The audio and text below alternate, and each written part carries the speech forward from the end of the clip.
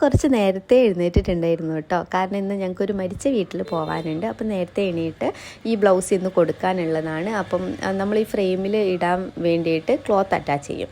അപ്പോൾ അതൊക്കെ അഴിച്ച് മാറ്റുന്നുണ്ട്. അതിന് ശേഷം ഞാൻ വീഡിയോസൊക്കെ എടുക്കുന്നുണ്ട് കേട്ടോ. കാരണം ബ്ലൗസ് സ്റ്റിച്ച് ചെയ്തതിന് ശേഷം നമ്മളെ കയ്യിൽ കിട്ടില്ല.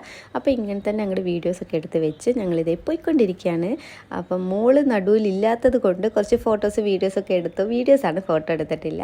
കാരണം അവളെപ്പോഴും നടുവിലുള്ളപ്പോൾ നമുക്കിങ്ങനെ ക്ലോസ് ആയിട്ട് വീഡിയോസ് ഒന്നും എടുക്കാൻ പറ്റാറില്ല ഗൈസ്. അപ്പോൾ ആ ഒരു എക്സൈറ്റ്മെൻറ്റിൽ വീഡിയോസൊക്കെ എടുത്തു.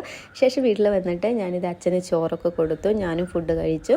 അതിനുശേഷം നമുക്കൊരു കൊറിയർ വന്നിട്ടുണ്ടായിരുന്നു, ഒരു കോളറിൽ വർക്ക് ചെയ്യാൻ വേണ്ടിയിട്ടാണ്. അപ്പം അവരെല്ലാ സാധനങ്ങളും അയച്ചിട്ടുണ്ടായിരുന്നു. അപ്പം മോൾക്ക് ഭയങ്കര പനിയായിരുന്നു. ഒരാഴ്ചയോളം അവൾക്ക് യൂറിൻ ഇൻഫെക്ഷനും ബ്ലഡിൽ ഇൻഫെക്ഷനും ഒക്കെ ആയിട്ട് പനിച്ചിട്ട് വർക്കൊക്കെ പെൻഡിങ്ങിലായിപ്പോയി. ഈ ഒരു ബ്ലൗസൊക്കെ ചെയ്ത് തീർത്തു.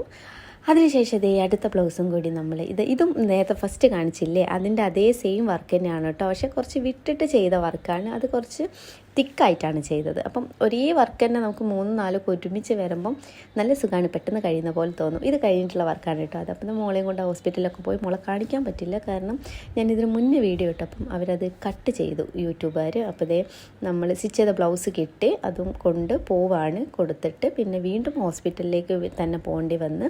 അത് കഴിഞ്ഞ് പിറ്റേ ദിവസമായപ്പോൾ നമ്മൾ കൊറിയറൊക്കെ കൊടുക്കാനുള്ള പരിപാടിയിലാണ്. ഹസ്ബൻഡാണ് കേട്ടോ കൊറിയറൊക്കെ കൊണ്ടുപോയി കൊടുക്കാൻ, മൂപ്പർക്കാണ് ഇതിൻ്റെയൊക്കെ ചാർജ് വരുന്നത്. അപ്പോൾ ഇത്രയുള്ളൂ കേട്ടോ വീഡിയോ. ടാറ്റാ.